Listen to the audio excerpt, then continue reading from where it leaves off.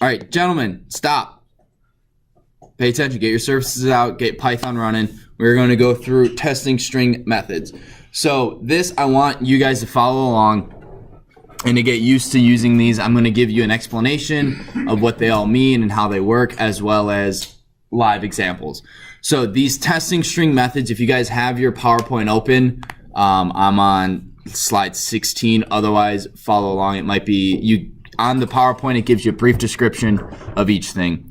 So the first thing is testing string methods. The first one is it alphanumeric? Does it contain both numbers and letters?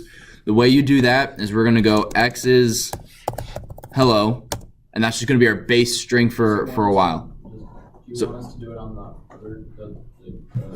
the shell? This is the shell. Yeah. Either one. This is just for demonstration purposes. I want you guys to see how it works. So for now, it's fine in the shell, but when you're doing your in-class assessment and stuff, that has to be in the console. Understandable. So for this is num, we're gonna go x dot is num. So all of these testing string methods, it is the string. Either it's the variable that contains the string like x, or you can have a string itself. Both are acceptable. Is num checks and sees if it's alphanumeric. Doesn't contain letters and numbers. If it does, you're going to get a true. Otherwise, you'll get a false. So this is if x is alphanumeric, boom, do something. If they've entered in only numbers and that's all I needed, boom, do this. Otherwise, say you've messed up, you need to give me only numbers. So x dot is num, same thing, we get true. The next one is alpha. Is alpha means, is it in the alphabet? Is it only letters, not numbers? X dot is alpha, we'll get a true. Nikki. When I run that, it doesn't say true. What is it? Just didn't do anything. Are you in the shell or are you in the console? Console. Yeah, it's not going to. Oh, okay. Put it in the shell and it will do this. If you're in the console, you actually have to write a couple lines of code in order to get that. So you could print x dot is alpha in the console where you are, and you'd get true when you run it. But for now, for demonstration purposes, I want you guys to see how this works and what it is. It's basically you use dot is num or dot is upper or whatever in a while loop or if statements. So as long as this is uppercase, keep doing this, and when they type in anything that's lowercase, quit it. Or did they type in a number and they were supposed to type in a name, etc. Use this to like check requirements for a password. Yeah, so this is one of the things you could do. Or if they're typing in a name and you want to make sure that they can't type in a number. So while their name is not alphanumeric, right? So if I'm asked, what's your name? And you type in 1, 2, 3, I want a code that says, you're not entering in a name, you're entering in numbers, please enter a name. And this is how you would do that. So we'll get into that. I just want to go through the methods first, and then we'll do application of those methods. Trevor. Mr. Stolzer is kind of on this topic because I feel like this is the same code that's going on. I've noticed that this has been happening more and more recently when I'm applying or something and they ask for my email. They say that trevor.gomel@wascholar.org isn't a real email. Why is that? Because that happens a lot, and that happened to Dylan too, where you're signing out our intern things. I have no idea. Do we lose our Wascar when we graduate from academy? Yeah, you have it for about a month, and then it goes bye-bye. So you want to transfer all of your stuff from your WaScholar account to your a personal Gmail. That's gonna be such a pain. Like, Why? I'm using that as all my social media. It's like, what do you do? Trevor's gonna lose his memes. You're gonna want to swap that out. Only thing So keeping we me can't alive keep at this point. Because that email is owned by the school. So we can't So keep they can see whatever. So it's I actually use the that email school's for? memes. I don't know off the top of my head, but probably. So we can't keep the Google Drive. You have to transfer it to a personal Google Drive. All right, next thing. So we won't have unlimited storage? Nope. Because I have like 115 gigabytes stored in there right now, so I got. You have unlimited storage. All right, gentlemen, up here, please. That's great. Do you have a question, Paul? Ryan's Ryan, oh my gosh. you call me I Paul feel so or bad Ryan? for you guys right now. Ryan, You guys just can't I'm escape still it. confused. Like, if you're asked, if it's like, if there is a digit in there, or if there's a number in there, or if there's like a space in there, not just if it's all a space, or if there's like one space. you have to go through the individual Okay. string. So for that, so you would go for ch in x if ch dot is alnum print yes. Okay. HELLO, that's an alphanumeric character because it's a letter or a digit, so you're going to get yes 5 times.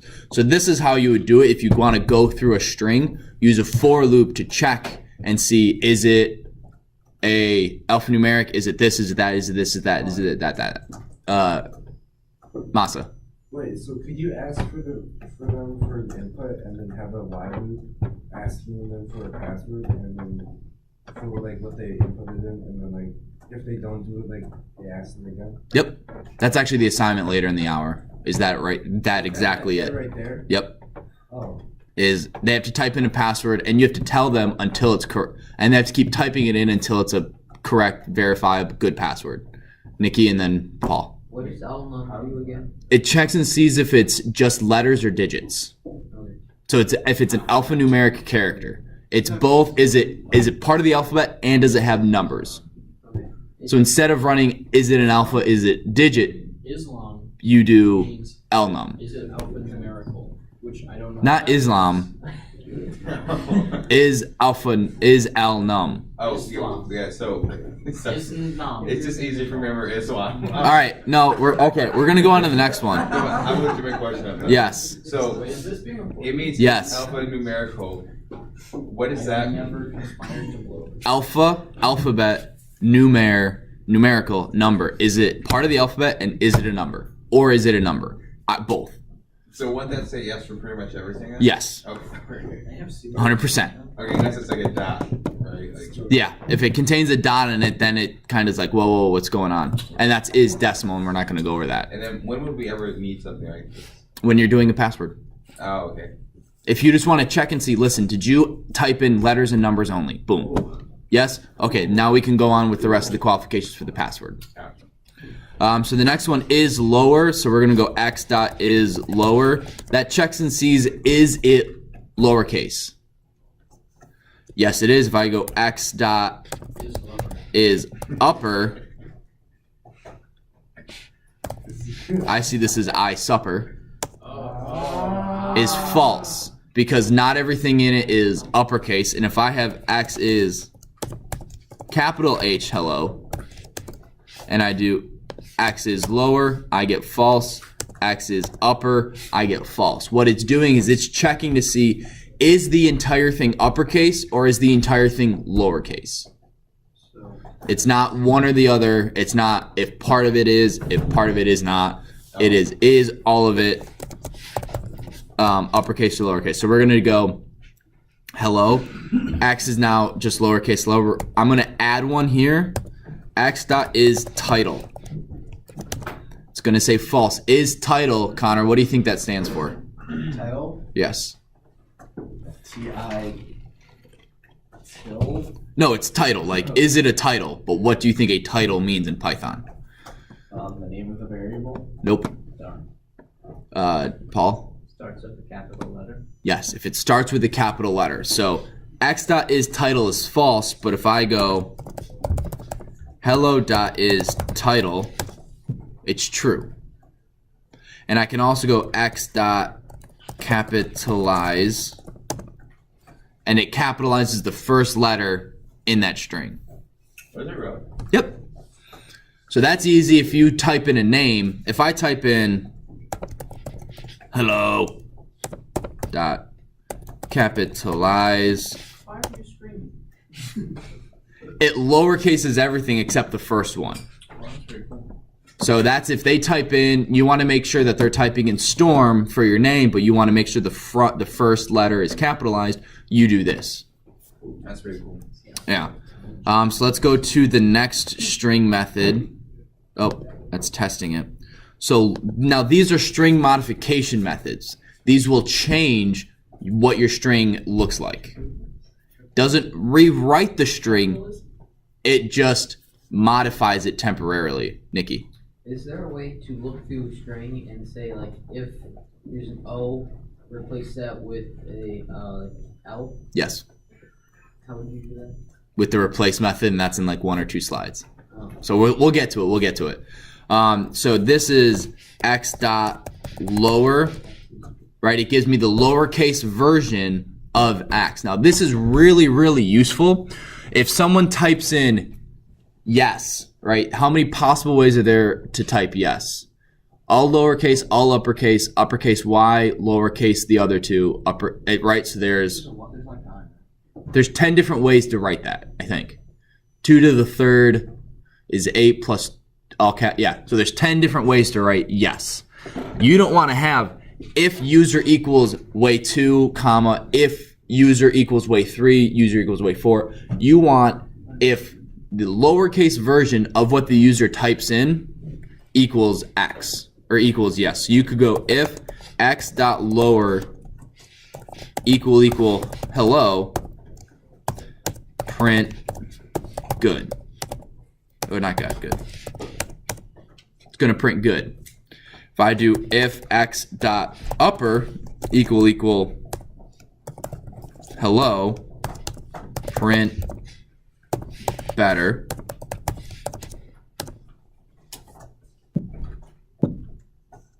Oh, because I forgot. Don't forget you have to have the parentheses after, otherwise it doesn't work. Oh, I did the same thing just there. I forgot to add them. You got to have the parentheses, and that's how we got better. Now, if I do, one thing you got to be careful with, if you do x dot upper equal hello, print this will never work. It won't work. Why won't that work ever? Take a look. If you get the answer, keep it to yourself. Why will this line here never, ever, ever, ever, ever print? Never, ever be displayed. And keep it to yourself. 5 more seconds. Take a look at the code.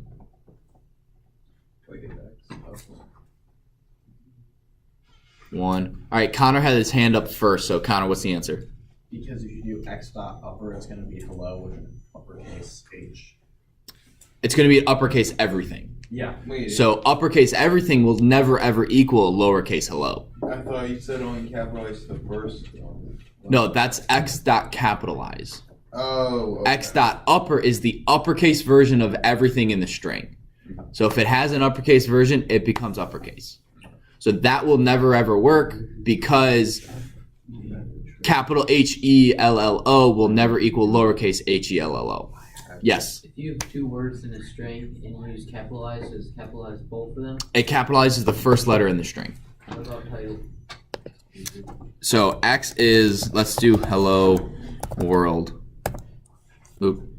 No, for what you're talking about, Nick, you'd want to split it up. So if we do X dot capitalize, it's only the first part of that string. What you'd want to do is make a list. You'd want to do X dot split hello world, and then for Y is X dot split. Y is now a list, and we go for word in Y. Word dot capitalize. We're gonna print it.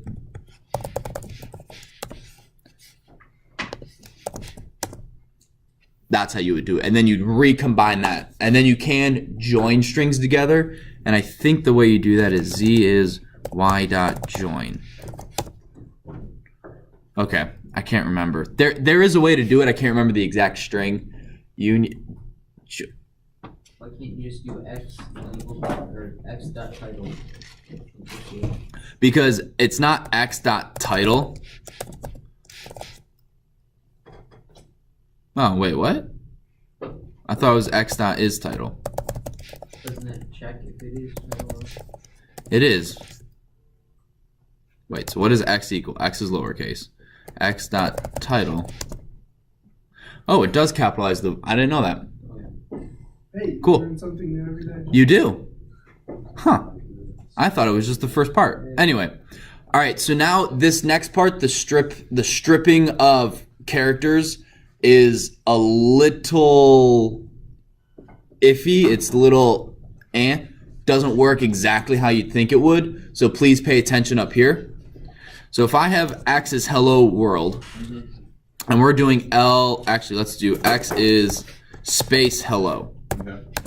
Right, because they accidentally typed in, what I see a lot is user input enter, and then when you type enter, I see a lot of people do space and then go hi.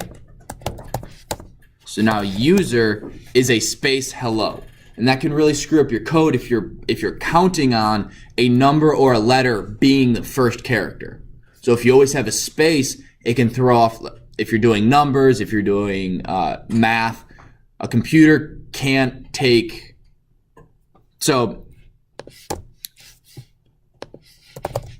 int, and if I enter 1, 2, 3, oh, it gets rid of it for you. So with an integer, it gets rid of that leading white space for you. If you have this up here where it's just a string, it doesn't get rid of that space. Right? So that can throw off what it looks like. If you eventually want this to become an integer, it'll throw that off. So what this strip does, L strip and R strip. L strip stands for lead strip. R is for rear strip. So it's taking off the characters off the lead of the string and the rear of the string. So the beginning of the string and the end of the string. So if I have user.lstrip, it gets rid of this leading white space. And if user is space 1, 2, 3 space, I do user.rstrip, it gets rid of the second space. It gets rid of the rear space. Make sense?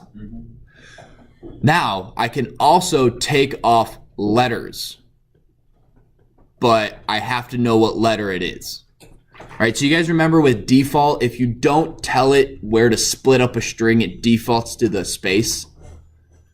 You have to tell it, oh, I want to split it at every O. You have to tell it where to split. I want to split it up in between every tab or in between every one of these.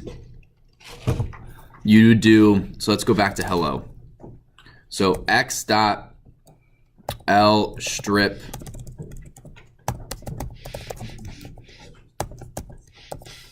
what as to what did? So that whole thing, the user equals input, enter 1, 2, 3. Well, what was the point of all that? Now you just got 1, 2, 3 by itself?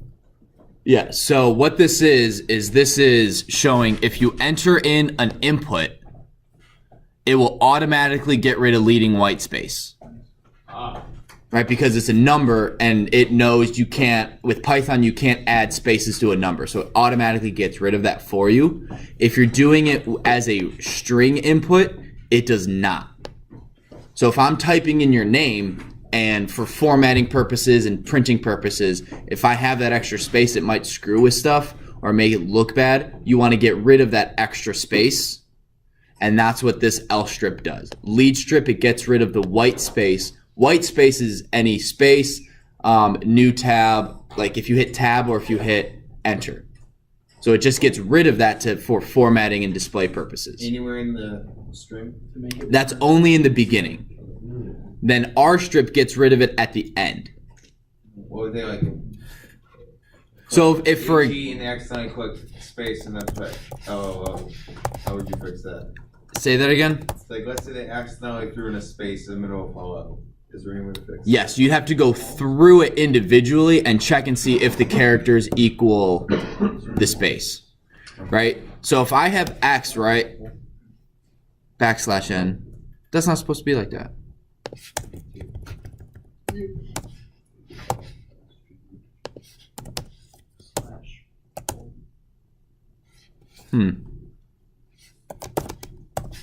All right, well, we'll just do this then. X is hello. Actually, no, I want this one. So X is now equal just the word hello. Let's say I want to get rid of the O at the end of it for whatever reason. We're going to do x.rstrip O. I have to tell it which character I want to get rid of. Now I get, oh, oops, I wasn't thinking that. I didn't think that through at all.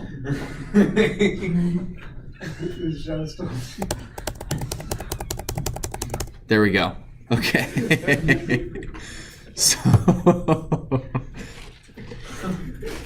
So I can get rid of any end character, whatever it is. So if you're playing a video game and part of the game is I have a string and you only have a certain number of times to figure something out, or I don't know. But if you want to get rid of the end character of a string, what would you guys think? If I don't know the last, I don't know how long the string is. What is one way you guys can think of using what we've learned to get rid of the last character in a string, regardless of how long the string is, and the fact that I don't know what string it is? What code would take the end character off of any string entered by a user, even if I don't know it? Nikki, do you have an idea? This is probably overcomplicating it, but why don't you make it into a list, each letter, and then ignore the last letter? That's close, but then you'd have to bring it back. You'd have to then join everything back together. That is one way to do it, 100%. But that is it is a little harder because you have to bring your list back together as a string. This is without doing anything to it, just telling it to go to the last character. Ryan, I will get that by the end of the year. Alright, so you could just like slice it so that you could do the index of 0 to the length of the string minus 1. Yes, that is one way to do it. You're getting very close. That's another, the way I'm thinking. Anyone else have an idea? No, the way I was thinking is you do x.strip, and I want to tell it to go to x. Hang on, so this is x bracket the length of x minus 1.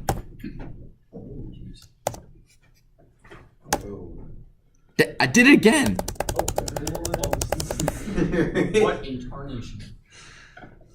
Okay, let's do USA, and then it could be us. Yeah, I like that. Okay, so if I do x, right? Do you guys understand how this works? Yeah, So- Right, so I'm using x. That is my string that I am editing, and I'm removing something. And I'm telling it, I want you to remove, what's the length of x? In this, if I did length of x, what number will appear? What will show up when I hit enter? Is it 1? 1. Oh my god. Why is it 3? Who can explain it? Who can explain 3 to me? Josh? So there's 3 characters in the string. Exactly. There's 3 characters in the string. So why do I have to subtract 1? Nick, do you know? Why up here do I have to subtract 1 from the length of x? Why can't I just have length of x with brackets? So, to get rid of the last character. Well, if I have length of 3, so you guys have to remember, what number does a string index start on? 0. So I have 0 for U, S is 1, and A is 2. So if I have index of 3, like this, I get an index error because I'm trying to get to the 4th character in a 3-letter string. Yeah. Is that possible? Can I find inch 14 on a ruler? No. No. So that's what it's doing. So you have to do the -1 to make sure you're getting index 2, which is the third letter. All right, that's really confusing, and it goes back to the range where it's A to B -1. You look a little confused there, Paul.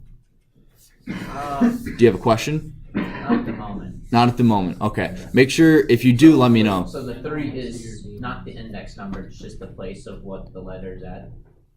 It's not the index. No. Oh, see, I wrote this for today's class. Networking, whatever. So if I have X is USA, my index X1 0 is U, X1 is S, X2 is A. Right? Length of X is 3. So if I am putting X, the only numbers in here that don't cause an error is 0 through 2. So if I have X, length of X, that is equivalent to X, X3, which doesn't exist. Oh, okay. Right? Because as long as whatever's in here, it can be a variable, it can be something like this. As long as it equals a number, it works. But it doesn't work in this case because the only numbers in here that don't cause an error is 0 to 2, and length of X is 3. So you have to do length of X -1 in order for it to work. Okay. Make sense? All right. Okay, so L strip and R strip is just the same thing between stripping the lead character and the rear character and the end character. Do you guys want me to continue with that, or you guys got it? I got thumbs up from the back. I got thumbs up, 3 thumbs up, 4 thumbs up, 5 thumbs up, 6, 7, 8, 9. I need 2 more. There we go. Okay, Nikki, you putting up 2 thumbs doesn't count as 2 more. But I like the out of the box so thinking. If he does it cool and hip, but when I do it, you just don't care. Whatever. I see how it is. All right, so this one we've already done.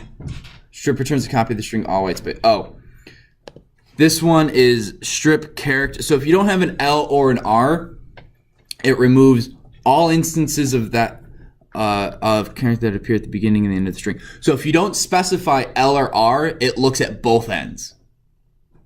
So if you just want to make sure that there's no white space at the beginning of the ends of the beginning of the string and the end of the string, you can just do X is space hello, and then X dot strip. See how it got rid of the white space at both the end and the beginning? So if you don't want to deal with L or R, you just do strip or strip character, and it will do it from both for you. Sometimes you need to specify just the end and just the beginning, but this is for both. Yes, Nikki. So if you had 2 spaces at the beginning and 1 at the end, you would have to do dot strip and L strip? No. It gets rid of them all. So how would you set it up if like I did, like if I said, do you want to play a game, yes or no? How would you set it up to take the user input, run it through, and then have the computer take the new user input? Like, take the user input of yes, but they put a space at the beginning, run it through that code, so now it just says yes with no space, or the beginning. Oh, you would just... just... rid of all capitals.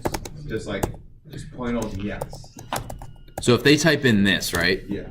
I would do user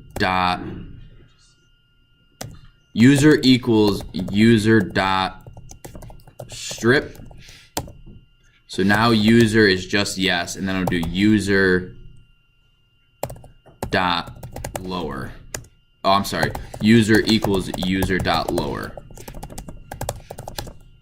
And now user. There might be a simpler way to do that in one command, but that's how I would do it pretty quickly. Nikki. Do you know of any libraries that have like all yes statements, like yes, okay, and you can just download that and use it? Oh, that. Say that again? Do you know of any libraries that contain all yes statements? Yes, okay, sure, and so as long as you have one of those. Oh, off the top of my head, no. I'm sure someone has done that and it's open source out there for the most 100 used or 50 used ways to say yeah, and then you just do that, but yeah. So I don't know off the top of my head. What's this last one? Oh, okay, so this you will need to know for your test. Just want to let you guys know that. The upcoming one? Or the Yeah, this one. You'll need to know the rest, but this one is... Critical. This one, it's also really cool because you can check and see if something ends or starts with something. So if I type in, so who here has just typed in yahoo.com and you hit enter and then boom, you get www.yahoo.com at the top after you hit enter. I always get the Google results. And then Oh, well, whatever. That's I click the I'm feeling lucky button. no, not searching for yahoo.com, but in the URL bar itself, you have yahoo.com, and then when you look at it after it loads, it's www.yahoo.com. You can write code that if they type in Yahoo, you can then display www.yahoo.com. the serious issues, though, what does the I'm feeling lucky button do? It takes you to the very first result. Oh. So it's, yeah. So if you're just, I'm feeling lucky, like Google knows what I'm doing, boom, what I need, boom, and you get it, that's what it is. So what this can do is, so let's do Yahoo. X is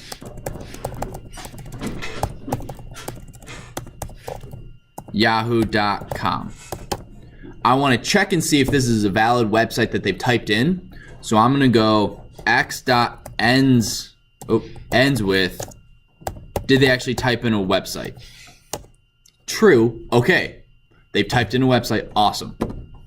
If x, let's do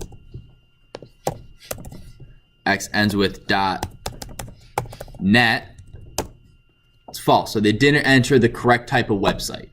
My code is asking them, what do you want to name your website? It has to be a .com. They enter in .net. You got to go, listen, you're not paying attention to the rules. You need to enter in .com, not .net, or vice versa. We can also do it with x.starts with www. That's false. So x.www.yahoo.com. And now if we do x starts with, we get true. All right, so these are all checking and balancing, and not checks and balances, but checking and verification, manipulating strings for whatever type of code you're wanting to do. You can also find in a substring. Now this is really cool. So if you have a user enter in a paragraph of text and you want to see if they typed in a specific word, you can do that. So let's go. X is 4.7 years ago. Our forefathers something. I used to know it, but whatever. All right, so there's our strings. So someone typed in the Gettysburg Address, and you want to see, you want to make sure that they hit this specific word. You would do x dot find score. What it does is it gives you the index of the beginning of that substring. I'm going to say that again. It gives you a number. This is the index of the beginning of the substring.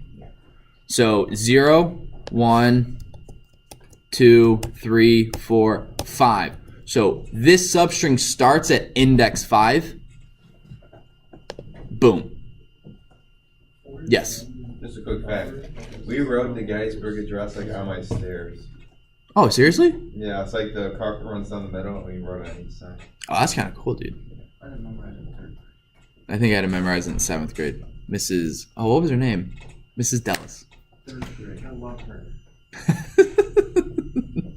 Nikki, what's up? So, if when you print that, it says use quotes and then fourscore and 7 years ago. Is there any way to, when you print X, it doesn't include the quotation marks? Yes. I think when you're doing it in the console, it doesn't have the quotation marks. When I am doing it here, if I do print X, I don't think it's there. Right? But because in the shell, it's letting me know that it's a string as opposed to a number or an integer or a float, because I'm just doing things line by line.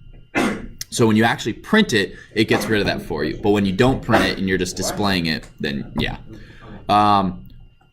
So and the last thing is replace. So we're going to do this, and then we're going to have a little break, and then you guys are going to start working on that in-class assignment.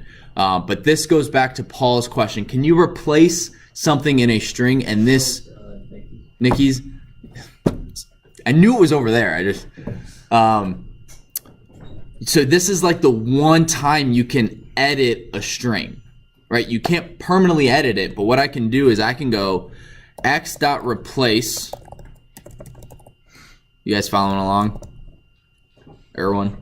I want to replace 80 7 years. All right, let's replace something. What does anyone know the next word of our forefathers? Brought forth. So let's replace something with brought forth. So 7 years ago, our forefathers brought forth. So it goes through and replaces every instance of the old string with the new one. So if I want to do x.replace O with A, far scar in 7 years ago, yeah, I can't do that. All right, but it replaces every instance of the old string with the new one. Connor. Is this something, are all of these just things you have to memorize? Or is there a way to do like the drop down window thing where you do x dot and then it will give you options? I believe you can do that. Okay. You don't necessarily have, you need to memorize like is upper dot is lower and those ones. And they're pretty intuitive. Like I need to replace these. How do I replace them? Dot replace. Exactly. So, but also you can look these up online. They have string method. If you just type in Python 3.5 string methods, I believe, you can get an entire web page with all the different ones and ones that I haven't even touched upon because there's so many of them. There's so many things in Python. Like I said at the beginning of the year, I'm not going to cover it all. Right. You'll need the internet. And so, yeah. Can we use just the drop down option when we do take the test, or will that be one, I don't know how to stop that. disabled? I don't know how to disable it, but two, if you know how to use it, that's fine. It's and if you want me to go over that, I'll go over that tomorrow or Monday before the test. If you guys have any questions on how to bring up that drop down menu. No, it's a test retake.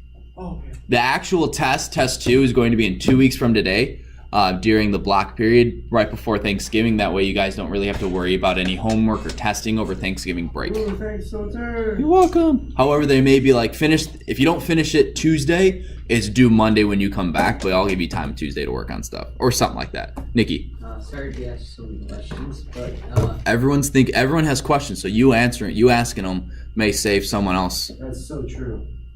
Yeah. All right, so what's up? so if you want to replace the quotation marks at the beginning and end of each string with a counter hashtag symbol, I don't know what it's called. Would that work? Is the quotation mark part of the string? Yes and no. So the reason you're seeing quotation marks on mine right now in the shell is because I'm in the shell and I'm not telling it to print it. I am just typing X. When you type X, it puts those there so you know it's a string. If I do print X, it's actually doing the code to print it and you don't have those quotation marks. I can't edit these quotation marks away in the shell. Nor if you get rid of them in the console, you won't have a string anymore. If you replace them with hashtags, you just get comments.